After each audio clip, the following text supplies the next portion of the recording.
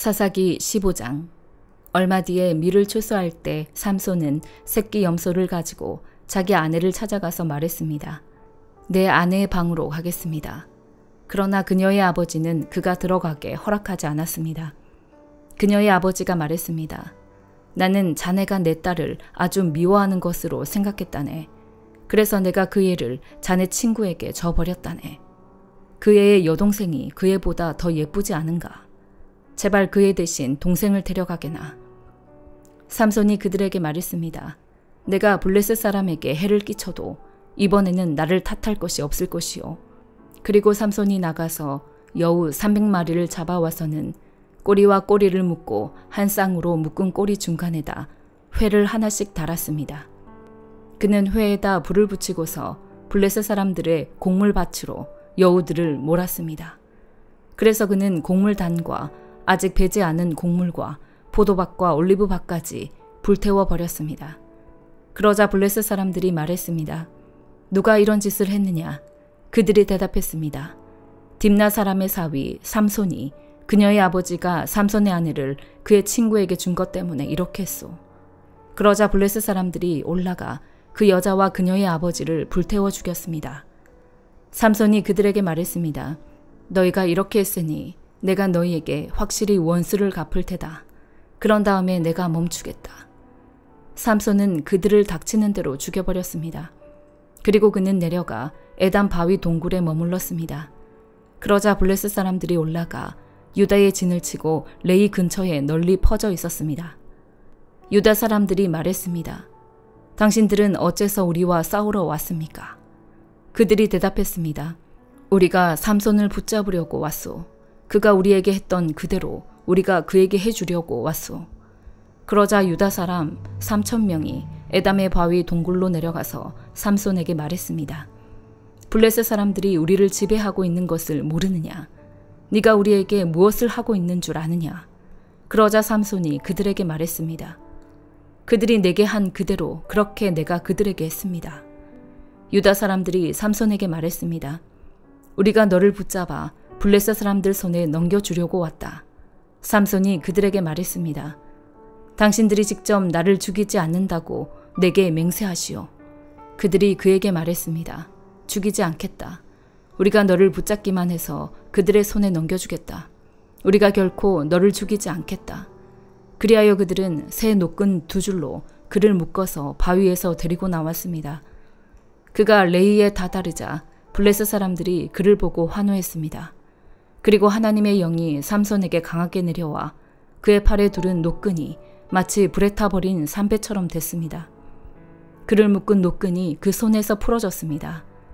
그는 방금 죽은 당나귀의 턱뼈를 찾아 그것을 손에 집어들고 그것으로 1,000명을 죽였습니다. 그러고 나서 삼손이 말했습니다. 당나귀 턱뼈로 더미 위에 더미가 쌓였구나. 당나귀 턱뼈로 내가 1,000명을 죽였다. 그가 말을 마치고는 그 턱뼈를 그의 손에서 내던져 버렸습니다. 그리고 그는 그곳을 라맛레이라고 불렀습니다. 삼손은 몹시 목말라 여호와께 부르짖었습니다. 주께서 주의 종의 손으로 이렇게 큰 구원을 이루어 주셨습니다. 그런데 지금 제가 목말라 죽을 지경입니다. 제가 할례받지 않는 사람들의 손에 쓰러져야 되겠습니까? 그러자 하나님께서 레이에 있는 한 움푹 패인 곳을 가르셨습니다. 그러자 그곳에서 물이 솟아 나왔습니다. 그는 물을 마시고 나서 제정신을 차리고 기운도 회복했습니다. 그리하여 삼손은 그곳의 이름을 에낙고레라고 불렀습니다. 그곳은 오늘날까지 레이에 있습니다. 삼손은 블레셋 사람들의 지배 아래에서 사사로서 이스라엘을 20년 동안 다스렸습니다. 사도행전 19장. 아볼로가 고린도에 있는 동안 바울은 윗지방을 거쳐서 에베소에 도착했습니다. 거기서 그는 몇몇 제자들을 만났습니다. 바울이 그들에게 여러분은 믿을 때 성령을 받았습니까? 라고 물었습니다. 그들이 대답했습니다. 아니요, 우리는 성령이 있다는 사실도 듣지 못했습니다. 그래서 바울이 물었습니다. 그렇다면 여러분은 어떤 세례를 받았습니까? 그들이 대답했습니다. 요한의 세례입니다. 바울이 말했습니다. 요한의 세례는 회개의 세례입니다. 그는 백성들에게 자기 뒤에 오실 분을 믿으라고 했는데 그분이 바로 예수입니다. 그들은 이 말을 듣고 곧바로 주 예수의 이름으로 세례를 받았습니다. 바울이 그들에게 손을 얹자 성령이 그들에게 내려 그들이 방언으로 말하며 예언하게 됐습니다. 그들은 모두 12사람 정도였습니다. 바울이 회당으로 들어가 석 달 동안 담대하게 말하며 하나님 나라에 대해 강론하고 설득했는데 그 가운데 몇 사람은 마음이 완고해져 믿기를 거부하고 공공연하게 그 가르침을 비방했습니다. 그래서 바울이 그들을 떠나 제자들을 따로 데려다 두란노 서원에서 날마다 가르쳤습니다. 이 일이 2년 동안 계속돼 아시아 지방에 사는 모든 유대 사람들과 그리스 사람들이 주의 말씀을 듣게 됐습니다. 하나님께서는 바울의 손을 통해 특별한 기적을 일으키셨습니다.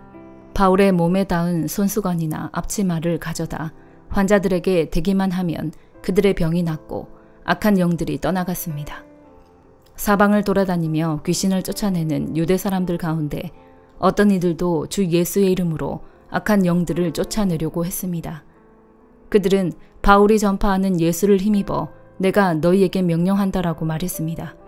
유대 사람 대제사장 스게와의 7 아들도 이런 일을 했습니다. 그러자 그 악한 영이 그들에게 대답했습니다. 내가 예수를 알고 바울도 안다. 그런데 너희는 누구냐? 그러고는 그 악한 영에 빠진 사람이 그들에게 달려들어 그들 전부를 힘으로 눌러 이겼습니다. 그러자 그들이 발가벗겨진 채 피를 흘리며 집 밖으로 도망쳐 나왔습니다. 이 사실을 알게 된 에베소에 사는 유대 사람들과 그리스 사람들이 모두 두려움에 사로잡혔고 주 예수의 이름을 높였습니다. 믿게 된 사람들이 많이 나와 자신의 악한 행위들을 고백하고 공개했습니다. 마술을 하던 많은 사람들은 그 책들을 모아다 사람들이 보는 앞에서 태워버렸습니다. 그들이 그 마술책들의 값을 매겨보니 모두 5만 드라크마 정도가 됐습니다. 이렇게 해서 주의 말씀은 점점 힘있게 퍼져나갔습니다. 이런 모든 일이 일어난 뒤 바울은 마케도니아와 아가야 지방을 거쳐 예루살렘으로 가기로 결심하고 내가 예루살렘을 방문한 후에 반드시 로마도 꼭 볼 것이다 라고 말했습니다. 그는 자신을 돕는 사람 가운데 디모데와 에라스도 2사람을 마케도니아로 보내고 자신은 아시아 지방에 잠시 더 머물렀습니다. 그 무렵 에베소에서는 복음의 말씀 때문에 큰 소동이 일어났습니다. 데메드리오라는 은세공업자는 아데미 여신의 은 모형을 만드는 사람이었는데 직공들에게 적지 않은 돈벌이를 제공해주고 있었습니다. 그가 직공들은 물론 이 일에 관련된 일꾼들을 불러 모아놓고 말했습니다. 여러분도 알다시피 우리가 이 사업으로 소득이 꽤 좋았습니다.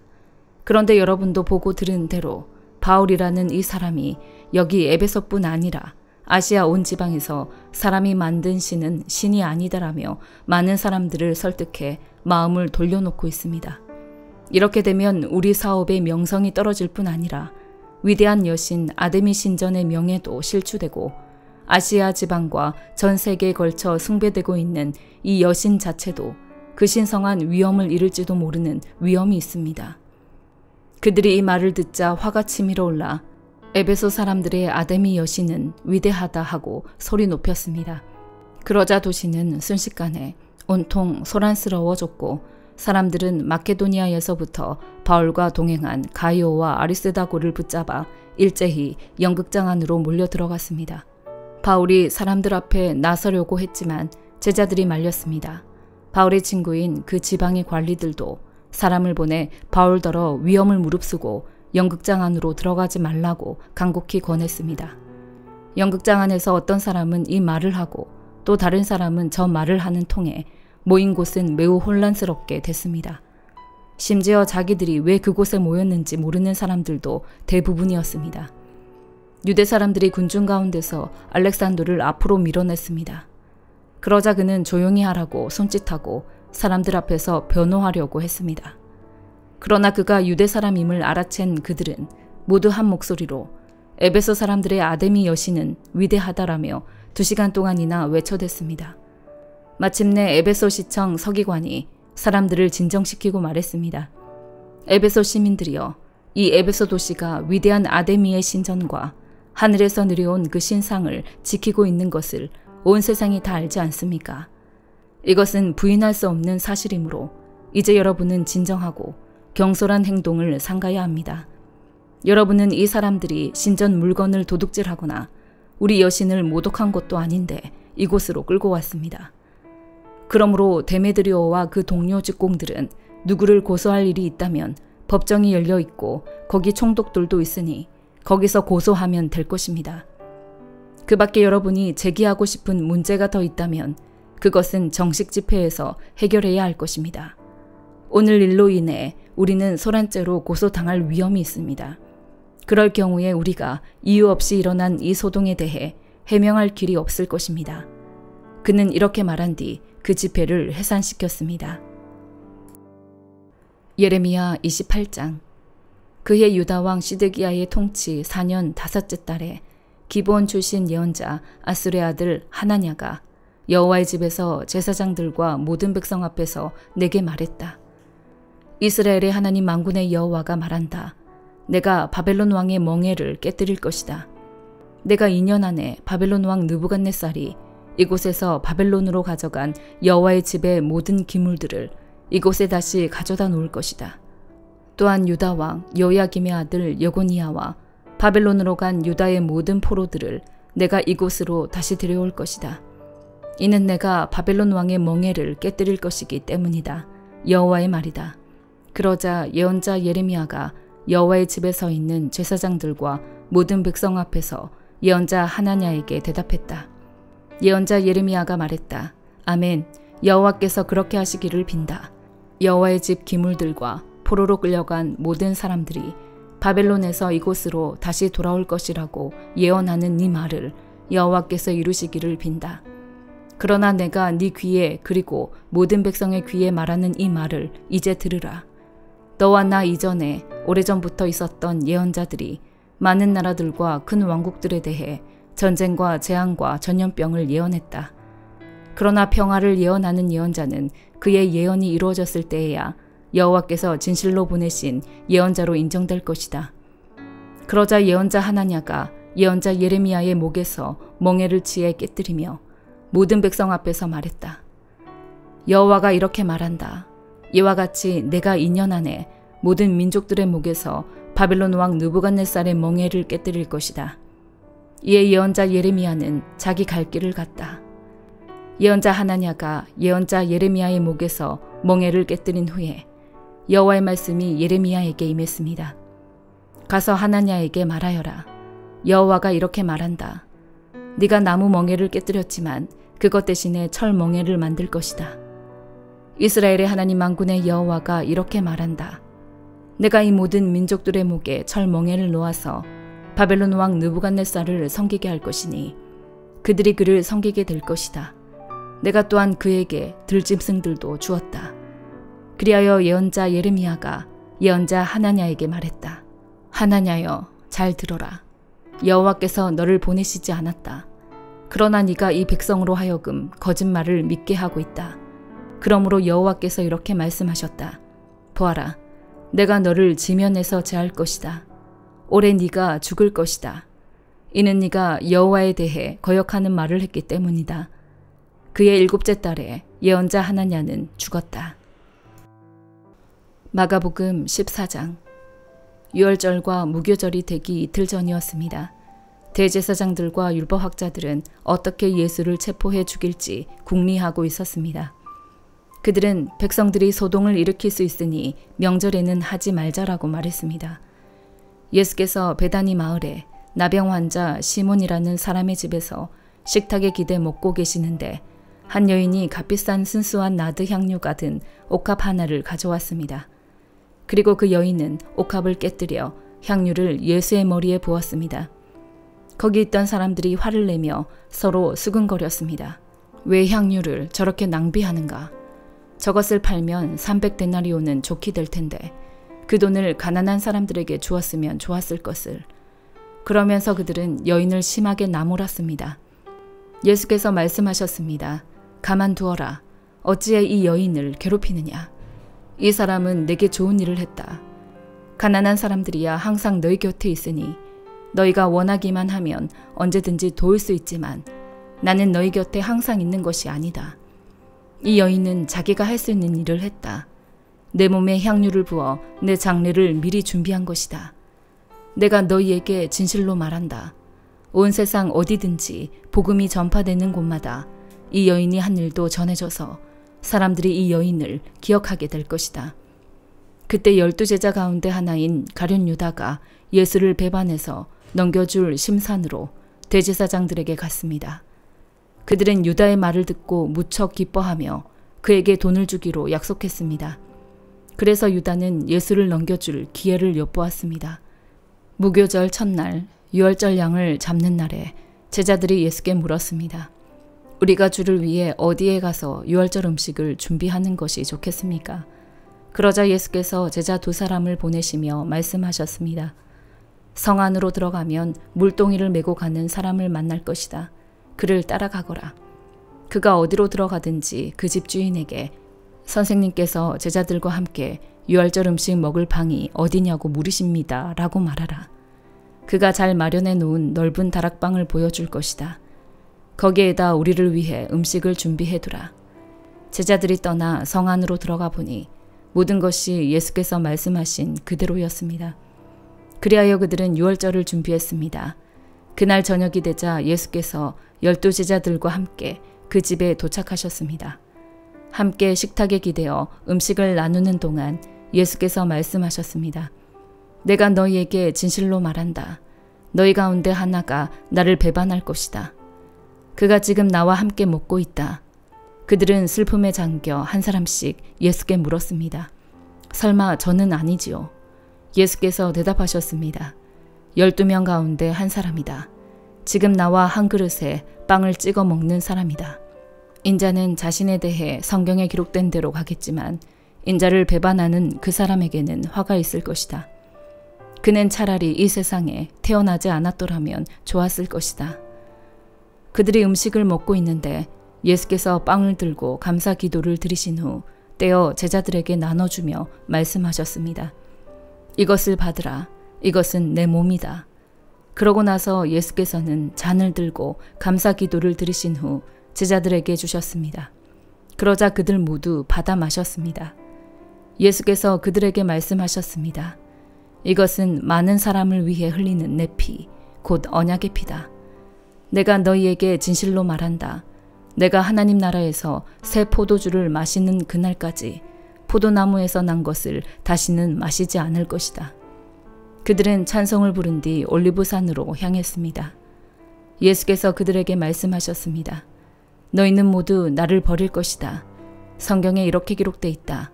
내가 목자를 치리니 양떼가 흩어질 것이다. 그러나 내가 살아난 후에 너희보다 앞서 갈릴리로 갈 것이다. 베드로가 장담하며 말했습니다. 모든 사람이 주를 저버린다 해도 저는 그렇게 하지 않을 것입니다. 예수께서 대답하셨습니다. 내가 너에게 진실로 말한다. 오늘 밤 닭이 2번 울기 전에 네가 나를 모른다고 3번 부인할 것이다. 그러나 베드로는 힘주어 말했습니다. 주와 함께 죽을지언정 결코 주를 모른다고 하지 않을 것입니다. 다른 모든 제자들도 같은 말을 했습니다. 그들은 겟세마네라는 곳으로 갔습니다. 예수께서 제자들에게 내가 기도하는 동안 여기 앉아 있으라 하시고 베드로와 야고보와 요한만 따로 데리고 가셨습니다. 그리고 매우 근심에 잠겨 괴로워하셨습니다. 예수께서 그들에게 말씀하셨습니다. 내 마음이 너무 괴로워 죽을 지경이다. 너희는 여기 머물러 깨어 있으라. 예수께서는 조금 떨어진 곳으로 가셔서 땅에 엎드려 할 수만 있다면 그 순간이 그냥 지나가게 해주십사 기도하셨습니다. 예수께서 말씀하셨습니다. 아바 아버지여, 아버지께는 모든 일이 가능하시니 이 잔을 내게서 거두어 주십시오. 그러나 내 뜻대로 하지 마시고 아버지의 뜻대로 하십시오. 그러고 나서 제자들에게 돌아와 보시니 그들은 자고 있었습니다. 예수께서 베드로에게 말씀하셨습니다. 시몬아, 자고 있느냐? 네가 1시간도 깨어있지 못하겠느냐? 시험에 들지 않도록 깨어서 기도하여라. 마음은 간절한데 육신이 약하구나. 예수께서는 다시 한번 가셔서 똑같은 말씀으로 기도하셨습니다. 그러고는 다시 오셔서 보시니 그들은 또 잠이 들어 있었습니다. 제자들이 너무 졸려 눈을 뜰 수 없었던 것입니다. 그들은 예수께 무슨 말을 해야 좋을지 몰랐습니다. 예수께서 세 번째 그들에게 돌아오셔서 말씀하셨습니다. 아직도 졸며 쉬고 있느냐? 이제 됐다. 때가 왔구나. 보라, 인자가 배반당해 죄인들의 손에 넘겨지게 됐다. 일어나라, 가자. 저기 나를 배반할 자가 오고 있다. 예수께서 아직 말씀하고 계시는데 12제자 가운데 하나인 유다가 나타났습니다. 그 곁에는 칼과 몽둥이로 무장한 사람들이 함께 있었습니다. 그들은 대제사장들과 율법학자들과 장로들이 보낸 사람들이었습니다. 예수를 넘겨주는 사람이 그들과 신호를 미리 정했습니다. 내가 입을 맞추는 사람이 바로 그 사람이니 그를 붙잡아 단단히 끌고 가시오. 유다는 예수께 곧바로 다가가 선생님 하고 입을 맞추었습니다. 그러자 사람들이 예수를 붙잡아 체포했습니다. 그때 옆에 서 있던 사람들 가운데 하나가 자기 칼을 빼더니 대제사장 하인의 귀를 쳐 잘라버렸습니다. 예수께서 말씀하셨습니다. 너희가 강도에게 하듯이 칼과 몽둥이를 들고 나를 잡으러 왔느냐? 내가 날마다 너희와 함께 있으면서 성전에서 가르칠 때에는 너희가 나를 잡지 않았다. 그러나 이것은 성경을 이루려고 하는 것이다. 제자들은 모두 예수를 버리고 달아났습니다. 그런데 한 청년이 맨몸에 배 혼니부를 두르고 예수를 따라가고 있었습니다. 사람들이 그를 붙잡자 그는 혼니부를 버리고 벌거벗은 채 달아나 버렸습니다. 그들은 예수를 끌고 대제사장에게로 갔습니다. 대제사장들과 장로들과 율법학자들이 모두 모여들었습니다. 베드로는 멀찌감치 떨어져 예수를 따라가 대제사장 집 뜰에까지 들어갔습니다. 거기서 그는 경비병들 틈에 앉아 불을 쬐고 있었습니다. 대제사장들과 온 공회가 예수를 죽이려고 증거를 찾았지만 아무런 증거도 나오지 않았습니다. 많은 사람들이 예수에 대해 거짓 증거를 댔지만 그들의 증언이 서로 맞지 않았습니다. 그러자 몇몇 사람들이 일어나 예수에 대해 이렇게 거짓으로 증언했습니다. 우리는 저 사람이 내가 손으로 지은 이 성전을 헐고 손으로 짓지 않은 다른 성전을 3일 만에 세우겠다고 하는 소리를 들었습니다. 그러나 이 사람들이 한 증언도 서로 맞지 않았습니다. 그러자 대제사장이 그들 앞에 서서 예수께 물었습니다. 아무 대답도 안 할 작정이냐? 이 사람들이 너에 대해 이렇게 불리한 진술을 하고 있지 않느냐? 예수께서는 묵묵히 아무런 대답도 하지 않으셨습니다. 대제사장이 다시 물었습니다. 네가 찬송받으실 하나님의 아들 그리스도냐? 예수께서 대답하셨습니다. 내가 바로 그다. 너희는 인자가 전능하신 분의 오른편에 앉아있는 것과 하늘 구름을 타고 오는 것을 보게 될 것이다. 대제사장은 자기 옷을 찢으며 말했습니다. 더 이상 무슨 증인이 필요하겠소? 하나님을 모독하는 저 말을 여러분이 들었는데 어떻게 생각하시오? 그들은 모두 예수가 사형을 받아야 마땅하다고 정죄했습니다. 어떤 사람들은 예수께 침을 뱉었습니다. 또 예수의 얼굴을 가리고 주먹으로 때리며 말했습니다. 누가 때렸는지 예언자처럼 맞춰보아라. 경비병들도 예수를 끌고 가 마구 때렸습니다. 베드로가 집 안뜰 아래쪽에 있는데 대제사장의 하녀 하나가 다가왔습니다. 하녀는 불을 쬐고 있는 베드로를 보고 가까이서 자세히 살펴보더니 말했습니다. 당신도 나사렛 예수와 한패지요. 그러나 베드로는 부인했습니다. 네가 지금 무슨 말을 하는지 나는 알지도 못하고 깨닫지도 못하겠다. 그리고 베드로는 문 밖으로 나갔습니다. 그 하녀가 거기서 베드로를 보고 둘러서 있던 사람들에게 다시 말했습니다.